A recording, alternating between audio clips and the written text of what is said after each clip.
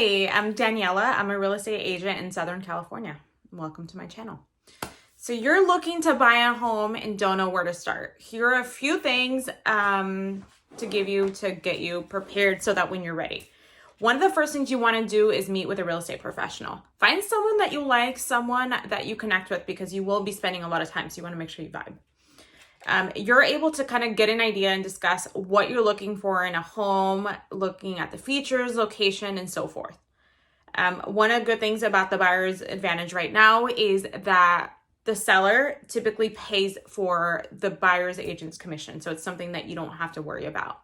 But you do need to figure out how you're going to finance a property. So if you're paying cash, you can disregard this section. But if you are financing the property, there's different ways to go about it. There's so many type of loans. If you are a veteran, there's VA loans available for you where you don't have to worry about a down payment. And there's also, if you're a first-time home buyer, there's a ton of first-time home buyer programs available for you. And a lot of times the loan officer can give you more details on that. I'm not a loan officer, just a real estate agent. But you do want to get pre-approved. Fully underwriting is preferred, because they basically run everything for you and you're ready to go. When you do submit an offer, you do have to include that pre-approval letter as part of the offer and proof of funds. So with the pre-approval or the fully underwriting, you do need to provide pay stubs, bank statements, W-2s. Another thing to kind of keep in mind, if you know that you might be switching jobs, switching careers, you want to let your real estate agent know ahead of time and then notify the loan officer as well that you're working with. They're able to work around it, but just giving them a heads up. And depending on what your change is, you might have to delay that job change so it doesn't affect getting your home. Because you don't want to be in escrow and switching jobs, because that could delay it. So once you've got the financing figured out, and you also need to figure out how much you're putting down. You have the down payment, and one of the biggest misconceptions is that you need to put 25% down. And that's not true. That applies if you're buying an investment property. But if you're buying your primary residence, you only need about 3.5 down, unless you're a VA. And then in addition to that, you also have to keep in mind closing costs. So that's typically about 1.5 to 2%. And that varies. So once you've got that down, you get to do the fun stuff. You get to search for homes. So every person is different, and every agent works differently. But a lot of times you want to utilize the MLS, the multiple listing service, and you're able to see, because you can also, you have access to the coming soon listings. It depends on the market that we're in, but you're starting to see a little bit more of the coming soons. And it's a way to advertise the property before it officially hits the market. So you're not going to see the coming zooms in Zillow and a lot of those Redfins, a lot of those apps. So just something to keep in mind. But you get to search for homes. You want to be realistic with what you're looking for and see probably the top 3 to 5 things that you're looking for in a home, whether it's the location, the bedroom or bathroom sizes, or the location, just different things. So get an idea. A lot of times if you are in a strict timeline, you might want to start kind of looking in the areas ahead of time before you do the financing, so that you know what you're really looking for, so that when you're ready to make that move, you know what you want. And there's also something, it depends on every market right now. Early spring, there's a shortage of inventory. So just something to keep in mind. So it might take you a little bit longer. But you can also get you an agent that is willing to door knock and find a home that's off market in that community. So I tend to do that sometimes for some clients. If they're set on one neighborhood, or if they want to be around a specific school and there aren't any homes for sale, I'll go and door knock the area and see if there's anyone who is interested in selling their home. So that's one way. And everyone's different, figuring out what you're looking for and location. And also another thing to keep in mind too is when you're looking at the condition of the property, is it something that you're going to keep like long term? Is it your forever home? Is it something that you're looking to, if it's a first time home that you're only going to be in there for a few years, maybe not be as picky, but maybe looking at something that will have more of a long-term equity. And you're probably going to be focused more on the location of that property, so that when you resell or you rent, you have enough equity in there, and then it makes it easier to buy up on your next home. Another thing to consider is investment property. Someone, especially if you're interested in generational wealth or building generational wealth, especially through real estate, 'cause that's a great way to do so. You might also want to consider going into multi-units. So if you're living in the home, in one of the units, you can put 3.5% down with an FHA loan, and you live in one of the multi-units for a year. And then you can rent them. And then the rent from those multi-units can be considered additional income when you're qualifying. So technically you might be able to get approved for a little bit more. So that's something to keep in mind. And then you can also fix them up. I know people will fix them up as units become vacant, and then you can rent them at a higher price, or you can kind of move in and out of different units and upgrade them. So just something to keep in mind. Everyone's needs are different. Once you put an offer in, so again, you need the pre-approval.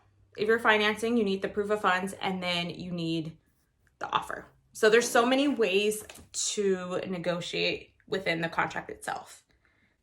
So there's 3 big contingencies to consider. In California, typically the standard day is 17 days, and that's negotiable. But you have the loan contingency, you have the home appraisal, and you have the inspection. So let's start with the home appraisal. So this applies if you have a loan contingency. So basically the home appraisal is basically you get a third party that comes in and gives you an estimate of what they think the home is worth. Based off, let's say for simple math, we'll use 100,000, right? Let's say your home appraisal came in at 95,000, but your offer was submitted for 100,000. So you basically have to cover that difference of the appraisal gap. Something to think about. And other times, if it comes in higher, then it just means you are getting equity already before you even move in the property. So that's that. That's just a brief description of the appraisal. You have the loan contingency. So that's meaning that the loan officer will gather all the documents and make sure that you are actually qualified for the home. And the other one, the important one, is the inspection. So if you're not financing the property, if you're paying cash, then you don't need the loan or appraisal contingencies. You can waive those. But the important one is the home inspection, because you want to know what you're getting yourself into. A home can show that it shows really well, it's pretty, it's been updated, but there could be, let's say for example, there is some sort of damage to the property and you just don't know. So you get an inspector to come out here and they'll tell you certain things that are breaking down, certain things that need to be repaired and whatnot. So it's really important so that you know the condition of the property. Unless you're planning on tearing the house down, I typically would not suggest to waive the inspection. And it's not just a physical inspection of the property. You're also going through and you're reviewing, there are certain disclosures. So during the inspection period, you're also reviewing the seller's documents of what they've disclosed on the property, whether they've done any repairs, if there's been any damage and so forth. So you're reviewing that, and you're also reviewing if there's an HOA, you're reviewing any HOA docs. So that's that. And while you have the contingencies in place, your deposit's still protected. And you have typically about 3 business days to get your, what they call earnest money deposit into escrow once you're officially in escrow. When you are in escrow, you do have to act fast. Time is of the essence. So if you're getting documents, if you're getting requests from your loan officer, from escrow, home warranty, anything like that, you do want to act fast because it could delay the close.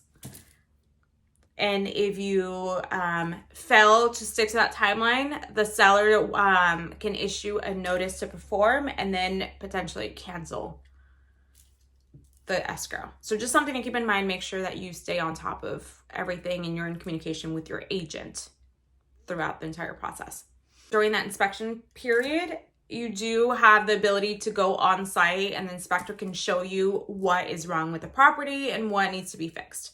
And each escrow is different. Every home is different. So it just depends on how the home presents itself. There's also the possibility to negotiate repairs. You could have the seller make additional repairs for you, or you can negotiate to bring down the purchase price. It all kind of just depends on the market that we're in. You look on like Zillow, through the MLS, anywhere. If you see that a home is active under contract, it means that the home is in escrow, but they still have contingencies in place and the seller is more likely to receive backup offers. If you see that a home is pending, it typically means that contingencies have been removed. And typically escrow is about 30 days.